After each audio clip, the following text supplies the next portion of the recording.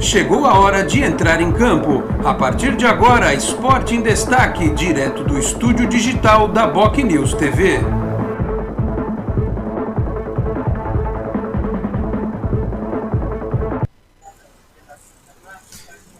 Alô, amigo. Opa, não é o Alex Frutuoso? Pois é, aqui é o Ted Sartori. Estou apresentando o Esporte em Destaque pela Boc News TV as próximas 3 edições, né? A edição de hoje, quarta-feira, dia 6 de julho de 2022, a edição do dia 8 da próxima sexta-feira e do próximo dia 11, enquanto o Alex curte um merecido repouso, ele voltará na edição do dia 13 de julho. E claro, vamos falar muito hoje sobre esse confronto decisivo. Aliás, cada dia do Santos é uma decisão diferente. E hoje é uma decisão ainda muito mais especial, melhor dizendo, contra o Deportivo Táchira, o jogo que vale vaga nas quartas de final da Copa Sul-Americana. Lembrando que o primeiro jogo, lá na Venezuela, na semana passada, no dia 6, terminou 1-1. O Santos, depois de uma maratona de viagem, um time reserva, acabou empatando por 1-1. E essa prática do time reserva não vai se repetir nesse jogo de volta contra o Táchira na Vila Belmiro, 21h30, né? Todos os ingressos vendidos, expectativa de Vila lotada naturalmente, para empurrar o Santos por um golzinho. Basta um golzinho para que o Santos se classifique para a próxima fase da Copa Sul-Americana e garanta uma premiação de 500 mil dólares. Com o dólar a R$5 aproximadamente, dá pouco mais de 2,5 milhões de reais, o que é um bom dinheiro para o que o Santos necessita, né? Esse dinheiro é o que todos os clubes necessitam e talvez o Santos um pouco mais. Vamos falar muito sobre o jogo, como eu disse, o Santos que escala sua força máxima para o jogo de hoje, como eu costumo dizer, por livre e espontânea pressão, né? Já que a Copa do Brasil é quase um caso perdido, mas a Copa Sul-Americana não é esse caso perdido. E eu gostaria de apresentar os convidados de hoje, que vão tocar comigo o Esporte em Destaque desta quarta-feira. Vamos abrir aquela famosa janelinha. Opa, agora sim. Ao meu lado direito, na verdade os dois estão do lado direito, mas ao centro da sua tela está o Danilo Rattori, do canal Meninos de Fora da Vila, que eu já conhecia em razão do Literatura Fantástica, né? Que ele falou de alguns livros que eu escrevi sobre o Santos e fiquei muito feliz ao ver esses vídeos e agora é um prazer falar com ele diretamente. Tudo bom, Danilo? Prazer em falar com você. Obrigado por participar do Esporte em Destaque. Tudo bom, Ted? Tudo bom, Luiz Felipe Lemos, que vai ser apresentado logo em seguida. É sempre um prazer, uma honra, e muito feliz de estar aqui de novo, porque na semana passada eu participei com o Vinícius Cabral, que eu já tinha falado também no Literatura Fantástica. Para quem não sabe, é uma sessão do nosso canal Meninos de Fora da Vila, em que nós falamos sobre livros que tratam do Santos Futebol Clube, e já foi mencionado, já foi tema de um dos nossos vídeos, então bastante feliz em estar aqui. Não sei se estão felizes para pensar no Santos de noite. O Santos que não vem jogando bem, é isso que nos preocupa. Uma vitória em 12 jogos, acho que todos os torcedores estão bem cientes da situação, né, desse futebol que o Santos vem apresentado. E voltamos a campo, buscando essa classificação muito importante, quantia em dólares aí que faria muita diferença. E naquela situação que parece que não vai ajudar muito o Bustos, né? Aquela coisa, se classificar não fez mais que obrigação, se for eliminado, então nem se fala, né? Possivelmente o Bustos não seguirá. Então o Bustos numa situação bastante complicada, e não só por isso, mas por notícias que já tivemos durante a semana. O nome do Odair Hellmann colocado como tido como um bom nome pela diretoria. Também algumas notícias, algumas informações de que a própria diretoria colocou para o Bustos como que deveria ser escalado, como deveria jogar o Santos. Então a situação é bastante complicada do treinador do Santos, e vamos ver se toda essa situação, pelo menos na noite de hoje, se transforma em futebol de qualidade e com resultado positivo, que é uma coisa que para nós está muito longe, assim, né? Já ficou um passado meio longínquo até. Danilo, tomara. Na atual circunstância, a vitória já vem muito bem, obrigado, viu? Porque exigir desempenho do Santos nesse momento está muito complicado. E como o Danilo já até adiantou, também recebemos o Luiz Felipe Longo, do jornalista do podcast do Peixão. Tudo bem, Luiz Felipe? Que o podcast do Peixão possa tratar de uma classificação, né? Não de uma desclassificação, pelo amor de Deus. Tudo bem? Tudo tranquilo, Ted, Danilo, é um prazer estar de novo aqui no Esporte em Destaque. A última vez, inclusive, que eu duplei com o Danilo foi ali no meio de maio, e curiosamente foi a última vitória do Santos ali, dia 14 Não, a última vitória do Santos foi em junho, né? Então faz tempo já. Mas é sempre um prazer estar aqui com vocês, para poder falar um pouco do Santos. Jogo bastante complicado contra o Deportivo Táchira, como o Danilo bem disse, é uma partida que, se classificar, não vai fazer além da obrigação, mas se for eliminado, a crise vai aumentar e vai aumentar muito, porque daí o Santos só vai ter basicamente o Campeonato Brasileiro.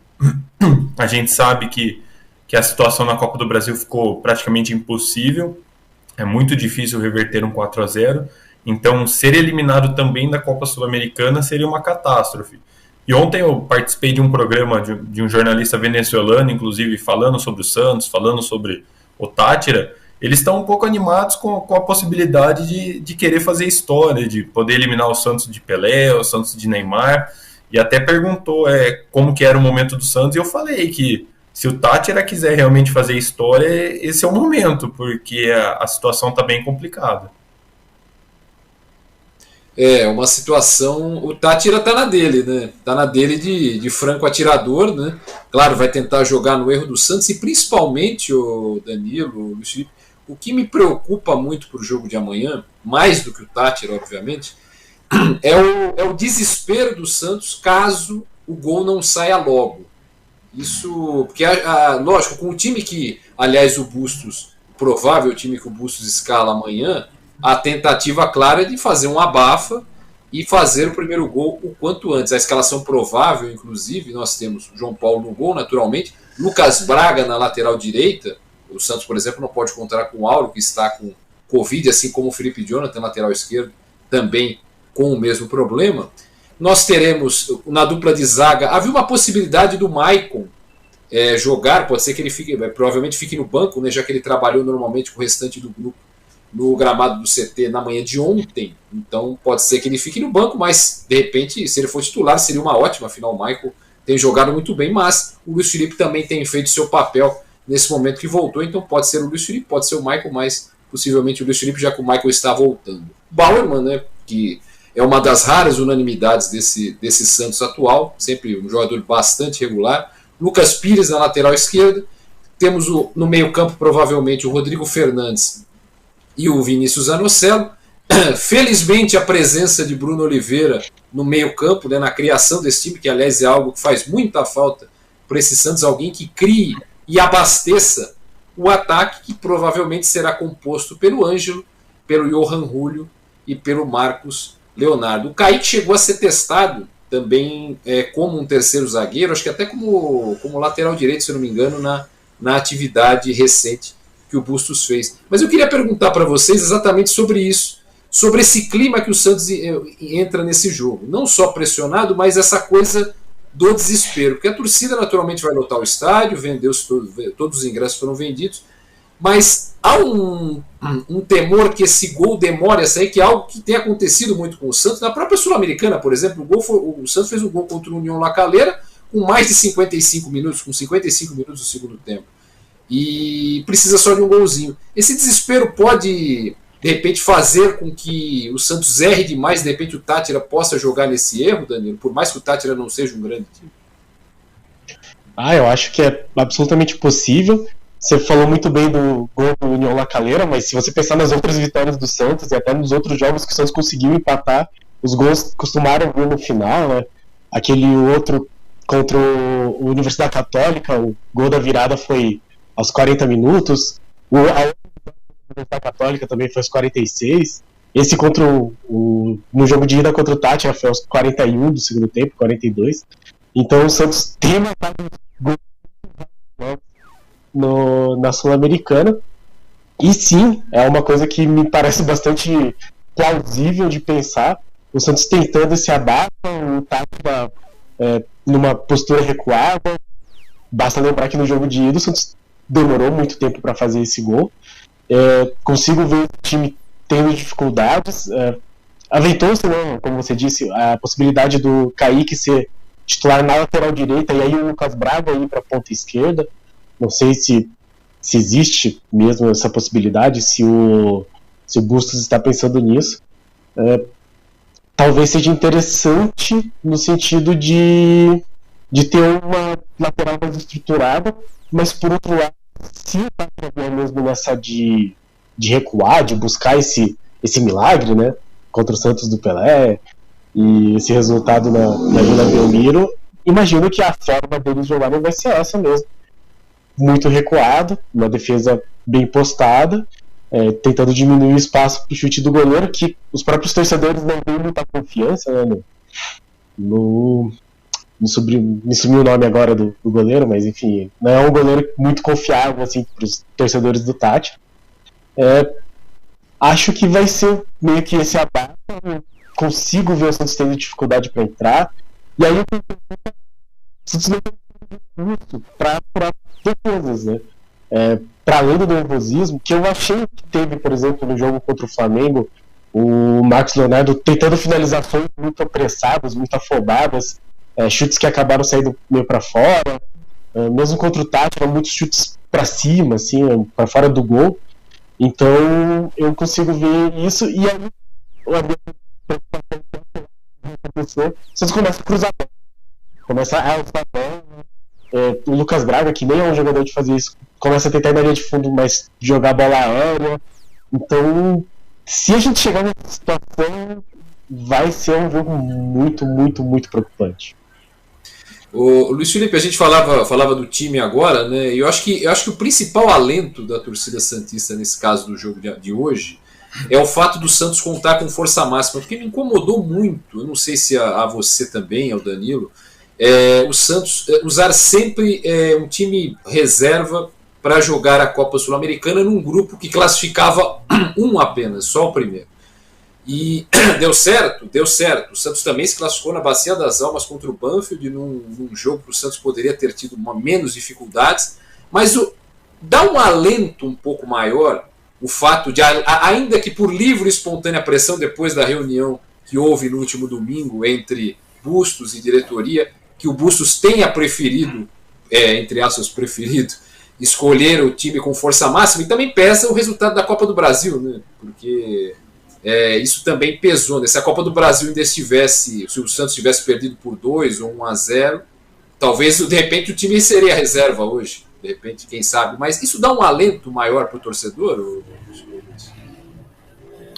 Dá sim, porque a Copa Sul-Americana eu sempre vi como o caminho menos difícil entre os 3 possíveis para você chegar à Libertadores. Então, a Copa do Brasil muito complicada, brasileiro, apesar de ficar aquela banalização de vagas, de ter até 8 vagas, nós sabemos como o Santos tem sofrido com irregularidade, tem sofrido com essa inconstância, que agora não consegue nem mesmo vencer os jogos dentro de casa. Então, eu vejo a Sul-Americana muito como um caminho menos difícil, um caminho um pouco mais encurtado ali para você chegar à próxima Libertadores. Além de ser um título internacional e um título que o Santos não tem na sua sala de troféus. Mas o Danilo relembrou bem essa questão dos gols nos últimos minutos. Até mesmo o gol da classificação, se a gente pode dizer assim, foi feito nos minutos finais. E nem foi um gol do Santos, né? Foi um gol lá da Universidade Católica de Quito contra a União La Calera, que também foi passado dos 40 minutos, um gol de pênalti. O Santos talvez visse a Sul-Americana como um torneio nem secundário ali, de terceira prioridade, ali atrás do Brasileirão e da Copa do Brasil. Como a Copa do Brasil está muito difícil, então resta a alternativa à Sul-Americana. Então o Bustos acaba unindo uma tentativa de ele se manter no cargo, uma tentativa de retomada de confiança do time, sempre, é claro, que alinhado ali com as ações do departamento de futebol, mas é um alento sim que o Santos possa ter força máxima, porque o próprio jogo na Venezuela já foi algo que me incomodou bastante, de alguns nomes importantes ali, nomes até caros dentro do elenco, que sequer viajaram. Ricardo Goulart mesmo não estava sendo nem relacionado direito para os jogos e ainda assim foi poupado. Outros nomes importantes poupados. Eu não gosto muito dessa ideia de você jogar para escanteio a Copa Sul-Americana. Então, ter um time titular contra o Táchira, tentar retomar essa confiança, tentar ter uma atuação convincente dentro de casa, para mim é essencial para tentar virar a chavinha ali e retomar esse caminho justamente de vencer, esse caminho de ter boas atuações, porque já faz um tempinho que essa confiança se perdeu, principalmente depois dos 4-0 para o Corinthians. Essa confiança foi muito minada, né? O resultado contra o Corinthians foi muito expressivo em termos de placar, em termos de atuação do próprio Santos. Antes da gente continuar a falar, eu queria ler algumas mensagens aqui do chat do YouTube. Adilson dos Santos dando boa tarde ou bom dia, né, Adilson? Ainda não almoçamos, né, como diria o outro, ainda não é meio-dia. O Elcio também dá boa tarde. O Alex também deixa suas mensagens aqui. Ele está em trânsito, né, como eu disse. Ele está em viagem, mas ele tá numa animação, viu? 8-0 pro Santos. O Angulo vai entrar no segundo tempo, vai fazer 4. Ele tá animadíssimo. Que as férias não fazem pessoa, né? Olha, eu vi no Twitter ontem que se o atacante do Boca fosse o Angulo, o Boca não estaria eliminado, hein? Olha, Benedetto, hein? Pelo amor de Deus. Nossa, mãe. Me lembrou, aliás, esse chute do Benedetto foi o que bateu o pênalti ontem por cima, né? Aliás, foi um field goal, né? Ele podia jogar futebol americano. Nossa. Teria marcado.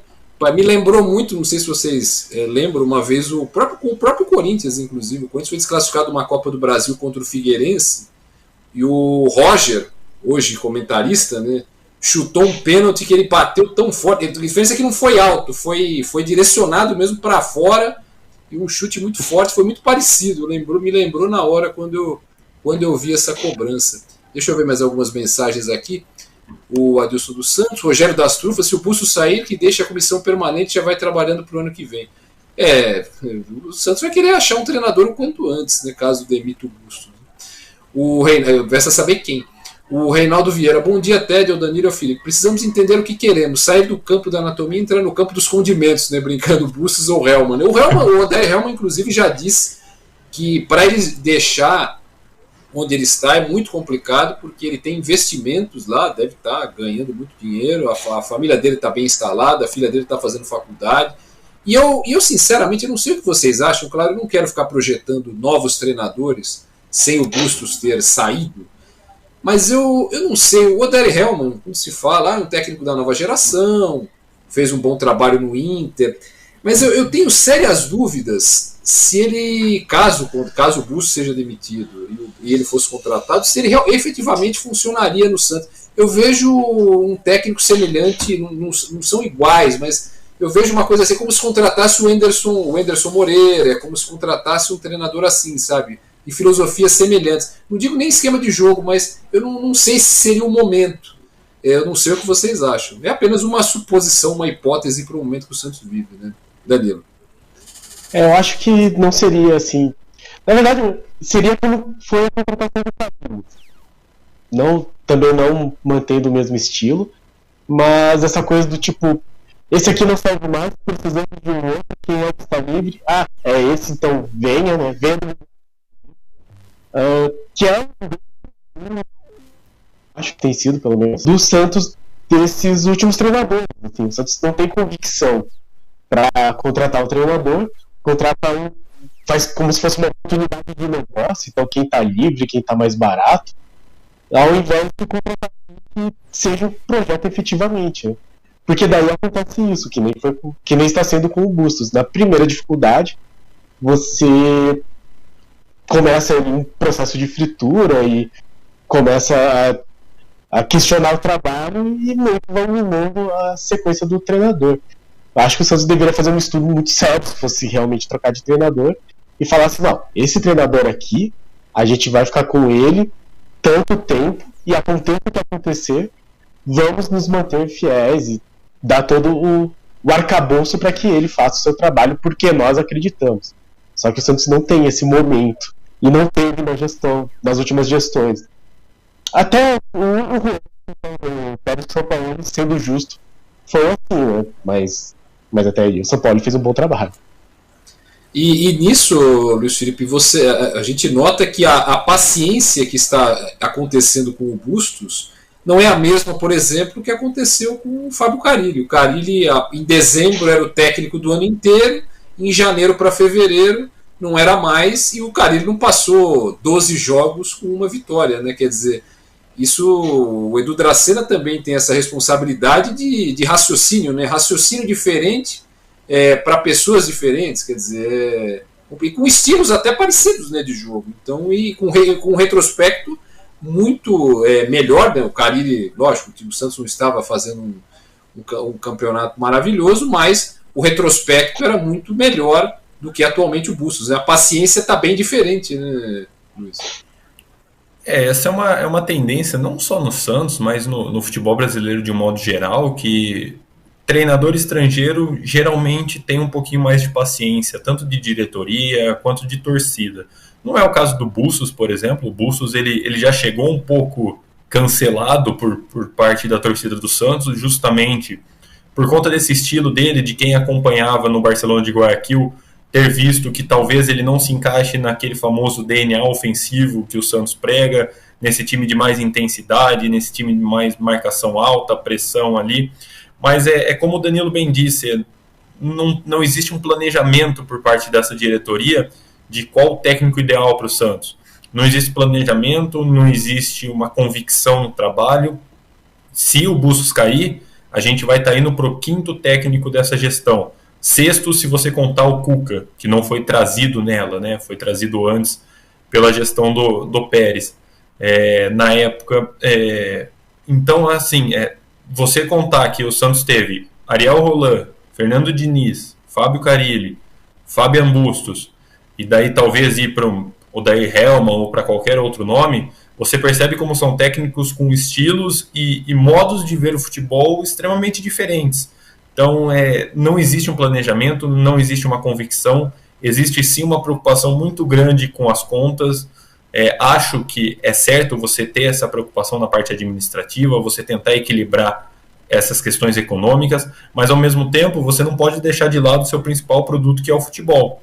E eu vejo muito nessa questão de escolha dos técnicos que o Santos está deixando de lado um pouco o futebol, está deixando de lado um processo, um estudo melhor de o que precisa ser feito, qual é o nome ideal com as características de elenco que a gente tem, porque o Rueda bateu muito na tecla de processos e a gente vê ainda que escolhas do treinador para contratações, indicações, e tudo isso pesa e você tenta economizar de um lado, mas daí você está gastando com um técnico, você vai gastar com um jogador que não está rendendo, você vai gastar com rescisão eventualmente. Me preocupa bastante assim, o Bustos sair, eu tô vendo que a situação está ficando até certo ponto insustentável, mas quem vai trazer no lugar, quem vai aceitar ser um técnico tampão até certo ponto? Porque eu acho que é o que deveria acontecer. O Santos deveria trazer um nome para ser tampão até o final do ano, já pensando no ano que vem iniciar um planejamento melhor e iniciar um processo do zero ali com um novo treinador. Exatamente. Os perfis que o Santos busca, né? Cada hora é de um jeito, cada hora é de uma. Isso não há planejamento que aguente, né? E cada treinador, além de perfis diferentes, aí o que é natural, cada treinador tem seus nomes de confiança e os seus nomes possíveis, né? Até porque o treinador pensa nomes, mas nem sempre o Santos pode trazer. Felipe, acho que vamos pro break. Aí na volta eu queria debater um pouco com vocês, falando em questões econômicas, né? Sondagens que chegam, o mercado do exterior interessado em alguns jogadores do Santos, e também falando sobre Vila Belmiro lotada, uma coisa que tem se tornado bem constante apesar da fase do time. A gente vai para o break, Felipe? Então Vamos lá, daqui a pouco a gente volta com mais Esporte em Destaque aqui na BOC News TV. Você é daqueles que acham que ser moderno é ter um aplicativo para cuidar do seu dinheiro? É também. Agora, moderno mesmo é fazer parte de um grupo de pessoas que cooperam e crescem juntas. Tem gente que acha que um bom atendimento é ter um gerente pronto para te ajudar. Nada mal, né? Mas pra gente é ter voz e participar das decisões relacionadas ao nosso dinheiro. Fala sério, você ainda acha que ter desconto na tarifa do cartão é um diferencial? Isso é básico. Pra gente é muito mais. É compartilhar os resultados e ser tratado de forma justa. Dizem por aí que pensar nos outros é levar bicicleta para as grandes cidades. Boa ideia. Melhor ainda é levar transformação para todos os lugares. Tem gente que acha que somos um banco. Somos muito mais. Somos feitos de valores.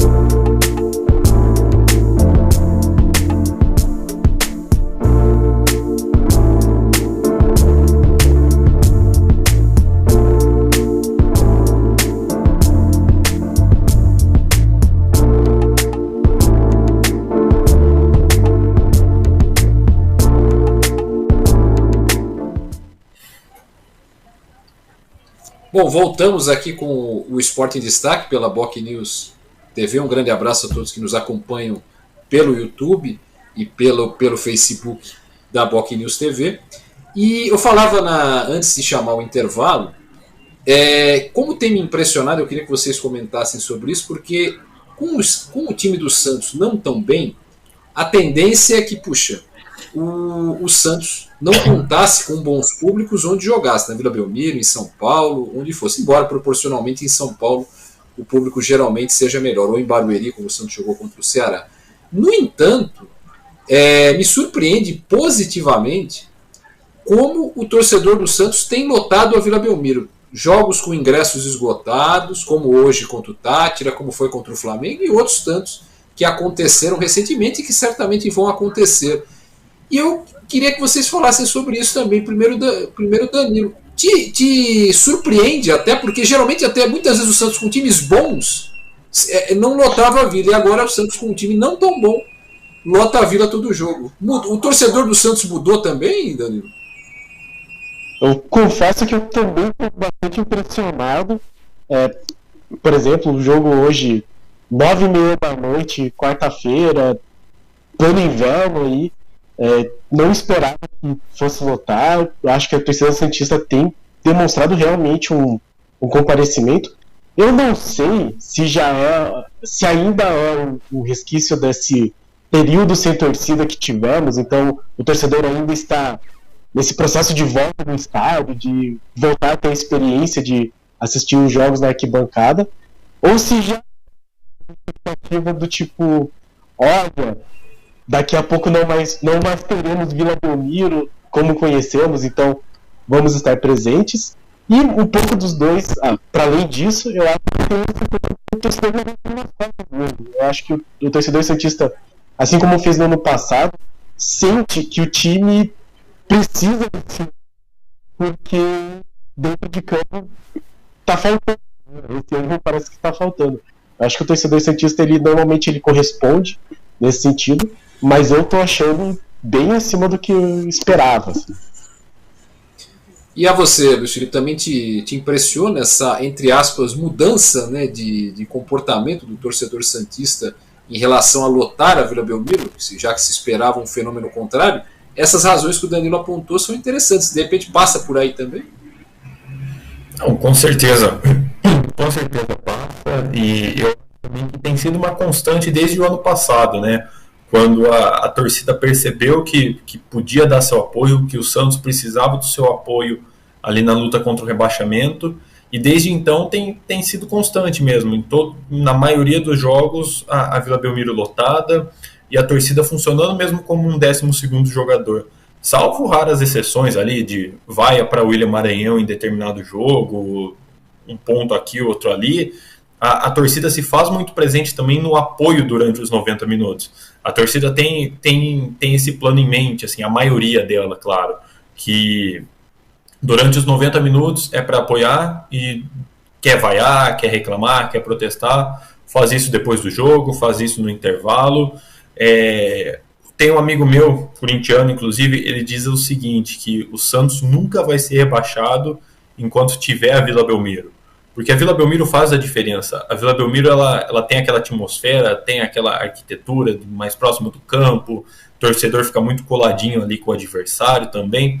Então ajuda muito o time. E eu vejo também um movimento bastante interessante hoje em dia nas redes sociais, né? Nas redes sociais tem muito torcedor também que às vezes fala, tô com ingresso sobrando, alguém quer comprar, eu dou o ingresso se você me ajudar a pagar a gasolina. Tem muito isso, então eu acho que assim, a torcida está se abraçando mesmo, está abraçando o time, está tentando levar o time para um lugar melhor, está tentando essa retomada de confiança.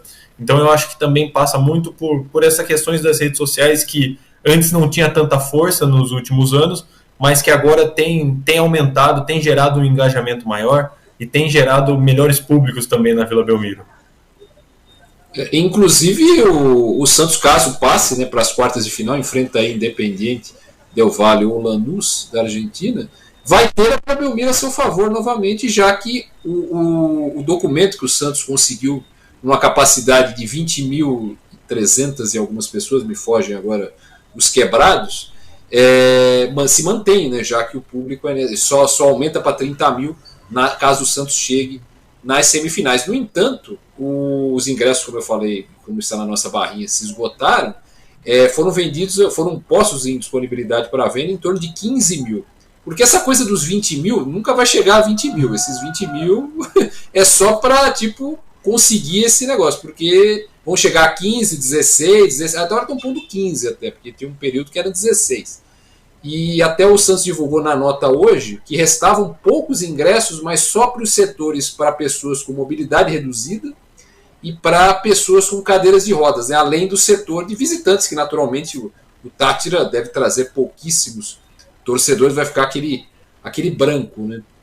E apenas para esses setores, é bom lembrar, as vendas continuam online e venda na bilheteria do estádio Nico Mursa, né, o estádio da Portuguesa Santista, caso haja ingresso. Eu respondo de certa forma o Joaquim Raimundo, que pergunta aqui qual a lotação da Vila, pois sempre existe buraco e a soma não passa de 12 mil. Até passa, viu, Joaquim? Já teve 13 mil e pouco, já teve 14 mil e pouco, até passa. Só que tem um detalhe, as sociais geralmente não enchem, então sempre vão ficar cadeiras vazias, porque nem todo mundo que vai, nem todo mundo das sociais vai aos jogos, mas hoje é um jogo teoricamente para todo mundo ir. Deixa eu ver aqui mais algumas mensagens aqui. Deixa eu ver, Francisco. Diga lá. E nos jogos da Sul-Americana também teve a questão de a Conmebol abocanhar alguns ingressos. Né? Então, sim, é verdade. Aquele setor ali de baixo que fica muito visível, principalmente na televisão, acaba ficando esvaziado. Eu não sei se existe de novo esse procedimento, essa prática da Conmebol agora para as oitavas de final, mas acontece. É verdade, não, boa lembrança. A Conmebol ela abocanha um monte de ingressos e aquilo fica vazio, porque nem todo mundo ela distribui, sei lá, para alguém ligado à publicidade, ligado a pessoas, amigo do amigo, que tem ligação com a diretoria da Conmebol, e nem todo mundo vai. Às vezes o cara não é santista, o cara não se interessa, não gosta de futebol, não sabe para quem repassar, e aquilo fica sempre, aquele espaço fica sempre vazio. Não, boa lembrança, é verdade. Isso também ajuda muito nesse branco, né, de espaço que o Joaquim Raimundo lembrava. Francisco Ribeiro dá um bom dia aqui ao Alex. Hoje não é o Alex, mas o bom dia está dado, viu, Francisco? Ele falou que nem vai assistir o jogo do Santos hoje porque ele não acredita mais no time do Santos. Ele, poxa, Francisco, assiste um pouquinho lá, dá uma incentivada lá no time, está precisando. Aliás, todo jogo o Santos está precisando.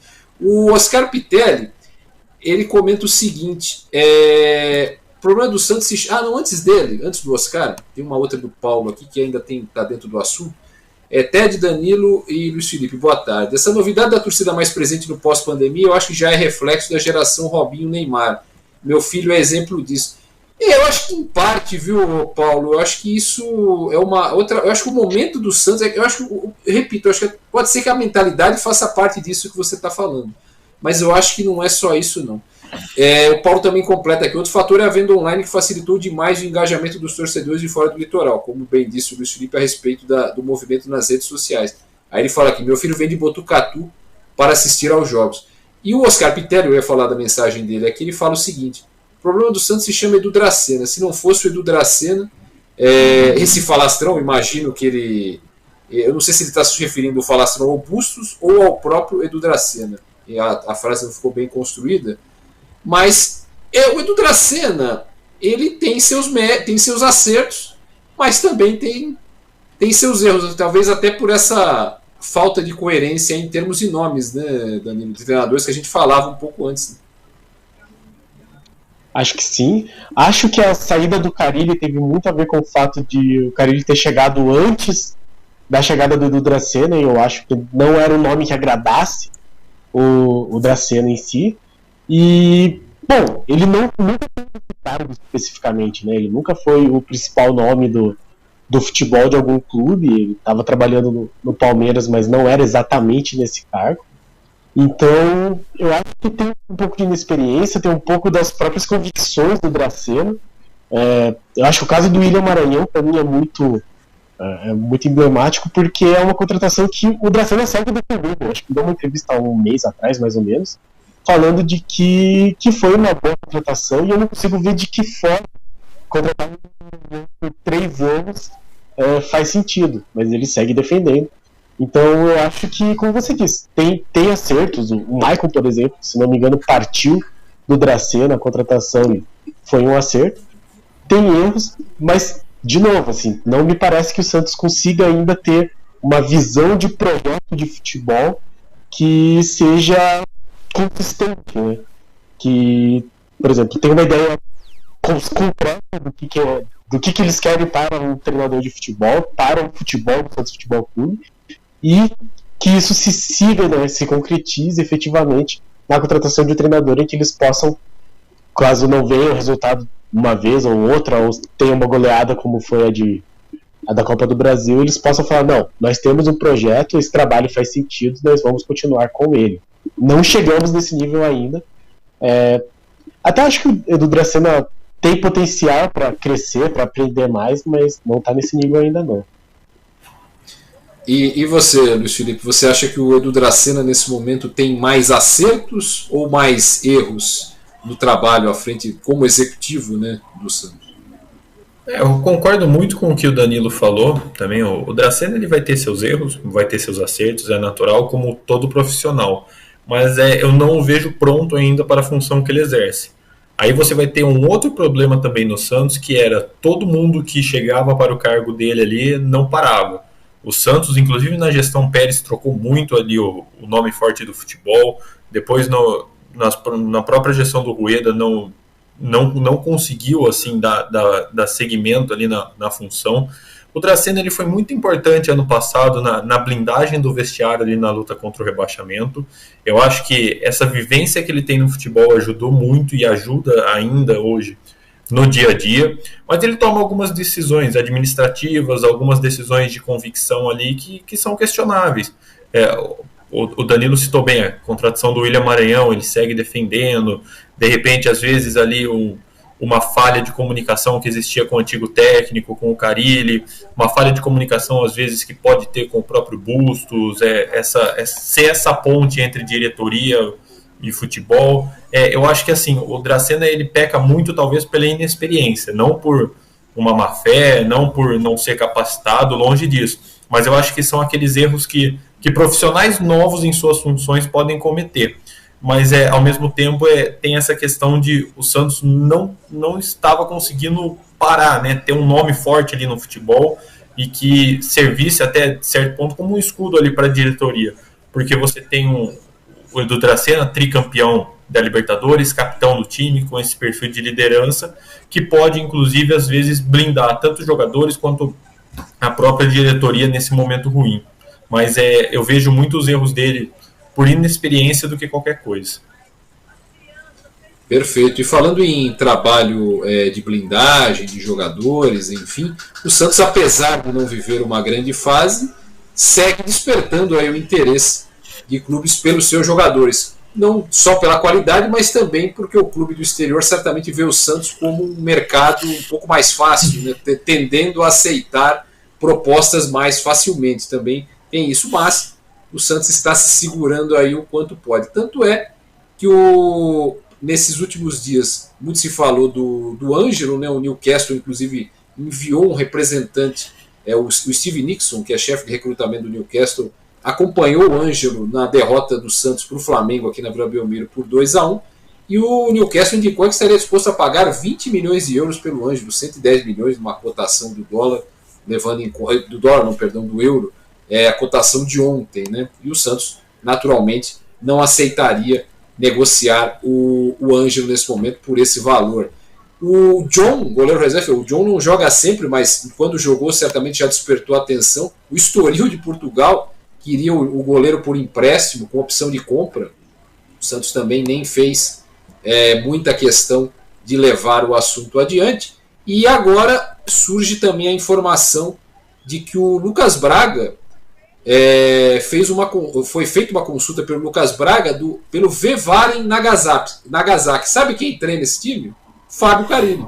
Fez uma consulta, o time é da segunda divisão, né, o Carilli foi para lá recentemente, e fez uma consulta. O Peixe quer 6 bilhões de dólares, aí a cotação do dólar de hoje, 32,4 milhões, para liberar o atacante, mas até o momento não houve nenhum avanço significativo. Eu queria falar um pouco desses 3 nomes que eu citei, e começando pelo Ângelo, Danilo. Futebol da Inglaterra, um pouco demais para o físico ainda franzino do Ângelo, né? Talvez, né? Acho que os jogadores têm saído muito cedo, mas não acho que seja o momento mesmo do Ângelo sair. E falando financeiramente, a gente lembra que o Ângelo e o Kaique já têm aquele direito, né, de compra do Barcelona. Então o Ângelo estaria valendo, segundo a entrevista do Rueda, 35 milhões de euros. Certamente por 20 ele não sairia, até porque o primeiro acordo com o Barcelona foi nessa base de valores. Eu acho que quanto mais tempo, pelo menos esses jogadores muito jovens ficarem no clube, eu acho que é melhor para amadurecimento. O Ângelo pode amadurecer ainda mais. Eu acho que o exemplo do Rodrigo é um exemplo bom de um jogador que conseguiu chegar num nível bom para sair. E se a gente pensar no Neymar, o Neymar tinha mais idade, já tinha pelo menos uns 3 anos a mais do que o Ângelo, e evoluiu muito nesse período que ele ficou no Santos antes da saída. Eu acho que da maneira como... Bom, o Santos é visto como esse celeiro, né, de raios pela Europa, mas acaba tendo valores que eu acho um pouco precipitados. Tem uma outra questão que é, né, se não vender, será que se hoje eu continuar não mostrando o futebol, porque ele já é muito criticado por parte da torcida, já é chamado de fominha, daqui a pouco vai acabar alguém criticando porque não vendeu esse valor? Eu acho que também tem algumas questões que poderiam ser colocadas aí. Mas eu particularmente acho que o Ângelo pode ter um pouco mais de estabilidade para o time, evoluir mais fisicamente e financeiramente também. Dentro disso, Luiz Felipe, dentro desse raciocínio do Ângelo, de repente é o jogador que nesse momento o Santos, a gente fala tanto em projeto e planejamento, de repente é o jogador que o Santos poderia escolher para desenvolver um projeto esportivo com ele, já que ele foi lançado tão cedo e está se desenvolvendo tanto física quanto tecnicamente. Seria um jogador indicado para o Santos desenvolver um projeto esportivo. Não estou comparando jogadores, mas como tentou fazer como fez com o Neymar, como fez com o próprio Rodrigo, de certa forma. Mas seria um jogador talhado para receber essa atenção um pouco especial com o projeto esportivo, para que ele não seja vendido tão cedo? Com certeza. Eu acho que hoje, ali dos meninos que vieram da base, ele e o Marcos Leonardo são os 2 principais nomes, né? O Ângelo, ele ainda tem essa questão mesmo do físico, o físico muito franzino, né? Tá fazendo um fortalecimento muscular ali, que tanto é que ele não consegue jogar em alto nível os 90 minutos, ele acaba saindo, acabou perdendo muitos jogos por conta desse processo, mas eu vejo o Ângelo assim, como talvez a principal promessa do Santos nesses últimos anos, e me preocupa a saída muito jovem dos jogadores, né? Nem sempre todos estão prontos.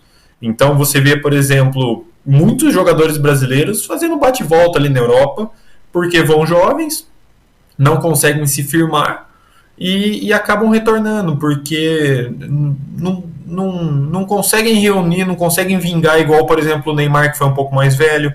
Você vê o próprio Rodrigo, que já foi com 18 anos, mas ainda assim no começo ali sofreu um pouco no Real Madrid, não é ainda titular absoluto do Real Madrid, por exemplo. O Vinícius Júnior, o Reinier, que foi para o Real Madrid também e já está emprestado para Borussia Dortmund, acabou rodando por ali. O Caio Jorge, que saiu brigado do Santos, não consegue se firmar. Então, assim, eu vejo com muita preocupação esse encurtamento da carreira do jogador profissional aqui no Brasil, ele saindo muito jovem para a Europa. A gente sabe que os times europeus estão cada vez mais sedentos pelas joias, e cada vez mais eles monitoram garotos de 10, 11 anos. Então, eu não acredito que hoje o Ângelo fosse um estilo legal ali para ele na Premier League, justamente por conta do físico, por conta da intensidade que ele ainda não tem. O Newcastle também é uma equipe que está se reestruturando, né? Foi recentemente comprada pelo governo saudita, então ainda é um time que está em formação. Também é uma outra dor de cabeça que você teria para o garoto. Não é um time que talvez tenha os processos ali de formação prontos. Então, assim, eu acho que o Santos deveria sim valorizar o Ângelo, deveria sim apostar suas fichas nele dentro de um projeto esportivo, a exemplo do que fez com o Neymar, a exemplo do que fez também dentro das devidas proporções com o Rodrigo, porque o Elano contou já várias vezes que o Rodrigo estava vendido para o Liverpool, então ele conversou ali por um valor bastante baixo até. Ele conversou inclusive com o Rodrigo, com o pai do Rodrigo, que são pessoas assim que parecem pensar muito na carreira, parecem ter essa preocupação de como vai evoluir a carreira do menino, e aí ele ficou um tempinho a mais no Santos e foi vendido por um valor muito maior para o Real Madrid e chegou um pouco mais maduro lá na Europa. Então eu vejo muito que tem que existir essa preocupação com o Ângelo, e é uma preocupação que tem que partir das duas partes, tanto do clube quanto do próprio jogador, do seu staff e da sua família. Até aproveitando que você está com a palavra, Luiz, depois passo para o Daniel. Aí eu queria te colocar uma outra situação, que é a do Lucas Braga. O Lucas Braga já tem 25 anos, o John também já está nessa faixa etária, 26, na verdade, e o Lucas Braga volta e meia tem alguma proposta. Surgiu aquela do Inter, né? Havia aquela ideia de troca, o Santos não aceitou naquela época. Realmente, eu pessoalmente também não achei uma boa. Mas o Lucas Braga já está entrando naquela curva, né, que o jogador já ou vai ou fica, né, 25, 26. De repente, uma hora o Lucas Braga pode falar assim: minha gente, vamos me liberar, que eu gosto muito do Santos, mas eu tenho que fazer minha independência financeira, agora não dá mais. Tá chegando nesse momento para o Lucas Braga, na tua visão também, ou você acha que ele de repente vai esperar um pouquinho mais aí? Eu acho que naturalmente pode existir essa preocupação sim com o Lucas Braga, mas eu considero o Lucas Braga um jogador importante dentro do elenco do Santos. Eu sei que parte da torcida não vai concordar comigo, mas eu acredito muito que o Lucas Braga ele tem um papel polivalente até certo ponto dentro do Santos. E eu não considero ele como um jogador essencial para ser do time titular, longe disso, mas uma composição de elenco eu acho que o Lucas Braga agrega bastante. Mas é muito o pensamento do jogador, né, Ted? Se ele considerar, por exemplo, tá na hora de ele fazer a independência financeira, se ele acha que ele chegou num teto ali, que não tem mais como evoluir dentro do Santos, que ele não tem como ter melhores atuações, e aí ele vai chegar, vai conversar com a diretoria e falar: me libera, eu quero fazer meu pezinho de meia ali no Japão, no Oriente Médio, em algum mercado alternativo. Então, mas eu particularmente, eu vejo ainda importância no Lucas Braga dentro desse elenco do Santos. Só que eu acho que o Lucas Braga ele é um jogador que ele precisa de confiança, ele precisa ter um ambiente ali mais calmo. Ele rendeu muito com o Cuca, mas, por exemplo, com o Diniz ali, num estilo de jogo mais diferente, um ambiente mais conturbado, depois com o próprio Carille e tal, ele não rendeu tanto quanto ele já vinha rendendo. Mas eu acho que assim, é uma decisão que parte muito do jogador. Eu gosto do Lucas Braga, mas eu vou entender muito se ele considerar que chegou essa hora de ele buscar a independência financeira dele. Antes de passar para o Danilo, deixa eu ler algumas mensagens aqui. Deixa eu ver. Aqui o Adonis Varacles comenta assim: discordo, tem muitos jovens que saem do Brasil e melhoram muito na Europa. Tem casos e casos. Lá eles não têm a pressão que tem aqui com 17 anos e carregar o time nas costas. Realmente, acho que a pressão é outra, né? Ele vem com uma característica, um outro papel, né? Vem com aquele talento brasileiro, a fantasia brasileira, o jogador brasileiro. Também tem alguns que vêm com esse peso. É um outro tipo de peso, na minha visão. O Adilson dos Santos, Lucas Braga, se chegar a proposta, pode vender. O Sidney também fala a mesma coisa. O próprio Adonis fala a mesma coisa. Ted, não vejo a hora do Lucas Braga fazer isso. Até de se decidir ir embora, né? Rodolfo acha o Lucas fraco. O Adonis completa aqui: se aparecer uma oferta para o Lucas Braga, vende na hora, não inventa moda. Enfim. E você, Danilo, na tua visão também o Lucas Braga pode ficar mais um pouco? Você acha que ele, numa proposta mais interessante, que ele julga interessante, que o clube também, o Santos não deve pestanejar em vender? Você vê essa utilidade toda pro Lucas ainda no elenco do Santos? Eu queria que você aproveitasse e falasse do John, né? Porque o Santos se vangloria tanto de ter um grande goleiro titular e um grande goleiro reserva. Talvez não fosse a hora de se livrar de um goleiro tão bom, né? Não, eu acho que, como a gente pode ver nos comentários, existe bastante animosidade da torcida contra o Lucas Braga. Eu acho que tá no momento muito difícil de aparecer proposta, muito porque ele não vem demonstrando esse futebol que ele mostrou na Libertadores. Eu acho que o Lucas Braga tem que jogar num esquema que favoreça a capacidade dele. É um cara muito esforçado, ele é um cara que corre. Se mandar ele correr no ataque e voltar para marcar, ele vai fazer isso. Ele só não é aquele cara que vai pegar e driblar em seguida para fazer um gol. Não tem essa habilidade, não tem essa técnica, não vai acertar cruzamento como se fosse com a mão, enfim. Mas é um jogador que pode ser útil se bem utilizado. É que desde daquele time do Cuca que explorava muito bem a questão de transição em velocidade e opções para entrar na área, ele conseguia tirar do Lucas Braga, né? Que ele conseguia tanto usar a velocidade dele para entrar na área e chegar na linha de fundo, como para ter um pouco mais de espaço para se movimentar dentro da área e eventualmente até finalizar. Então eu acho que dá pra ver como está acontecendo. O difícil realmente é aparecer a tal da proposta para o Lucas Braga sair, e aí nesse sentido ele vai continuar e corre o risco talvez do contrato dele acabar não sendo renovado. E a depender do salário, eu realmente acho que seria uma pena, porque eu vejo potencial sim no Lucas Braga para ele, pelo menos, ter mais futebol do que ele está aparecendo agora, a despeito do que boa parte da torcida acredita. No caso do John... Rapidinho, só para não perder aí, mas para mim o Lucas Braga é melhor, por exemplo, que o Johan Julio. Sim. Eu acho um jogador mais importante pro elenco do que o Johan Julio. Que são só para comparar posições, né? Não, perfeito. E só que se você jogar na comparação, eles vão falar, mande os dois embora. Assim. Porque eu acho também que o Lucas Braga, para você deixar o Johan Julio naquela ponta, eu prefiro o Lucas Braga. Prefiro que não tivesse trazido o Johan Julio e tivesse trazido o lateral direito. Enfim, críticas aqui ao futebol do Dracena nesse momento. Sobre o John, claro, não o John como meus goleiros.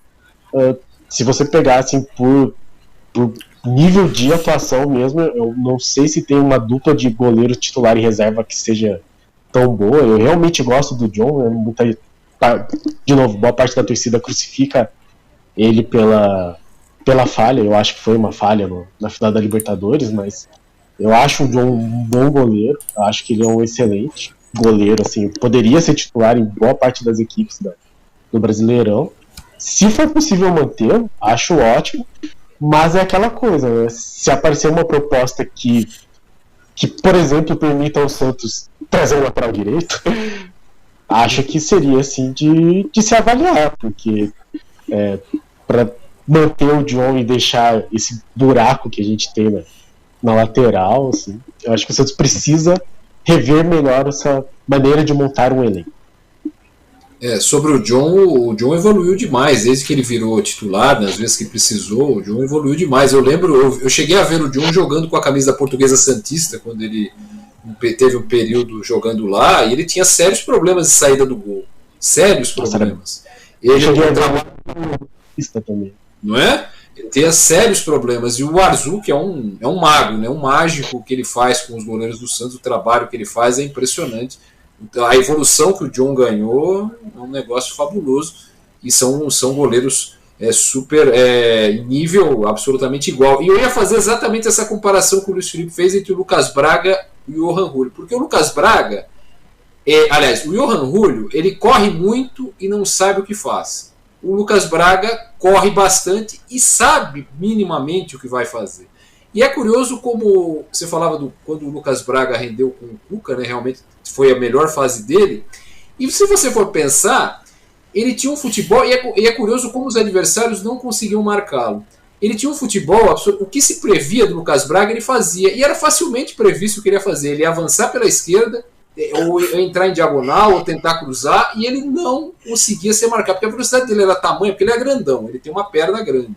Então, em pouco tempo, ele já estava na linha de fundo para cruzar ou para tocar para alguém que estivesse chegando.